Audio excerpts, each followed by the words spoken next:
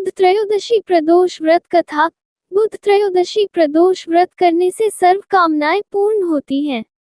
इस व्रत में हरी वस्तुओं का प्रयोग करना चाहिए। शंकर शिव जी की आराधना धूप, बेलपत्र आदि से करनी चाहिए। बुध प्रदोष व्रत की कथा के अनुसार एक पुरुष का नया विवाह हुआ। विवाह के 2 दिनों बाद उसकी पत्नी मायके चली गई। कुछ दिनों के बाद वह पुरुष पत्नी को लेने उसके यहाँ गया। बुधवार को जब वह पत्नी के साथ लौटने लगा तो ससुराल पक्ष ने उसे रोकने का प्रयत्न किया कि विदाई के लिए बुधवार शुभ नहीं होता, लेकिन वह नहीं माना और पत्नी के साथ बैलगाड़ी में चल पड़ा।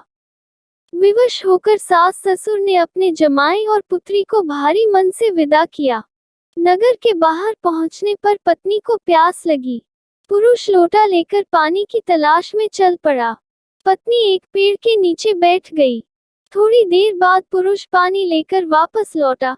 तब उसने देखा कि उसकी पत्नी किसी के साथ हंस-हंस कर बातें कर रही है और उसके लोटे से पानी पी रही है। उसको क्रोध आ गया। वह निकट पहुंचा तो उसके आश्चर्य का कोई ठिकाना न रहा, क्योंकि उस आदमी की सूरत उसी की भांति थी। पत्नी भी सोच में पड़ गई। दोनों पुरुष झगड़ने लगे। धीरे धीरे वहां काफी भीड़ एकत्रित हो गई और सिपाही भी आ गए।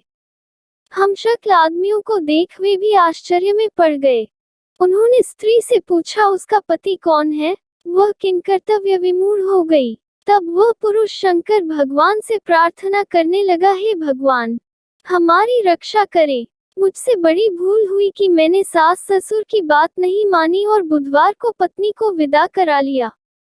मैं भविष्य में ऐसा कदापि नहीं करूंगा। जैसे ही उसकी प्रार्थना पूरी हुई, दूसरा पुरुष अंतर्ध्यान हो गया।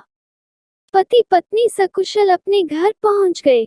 उस दिन के बाद से पति पत्नी नियम पूर्वक बुध त्रयोदशी प्रदोष का व्रत रखने लगे। अतः बुध त्रयोदशी व्रत हर मनुष्य को करना चाहिए।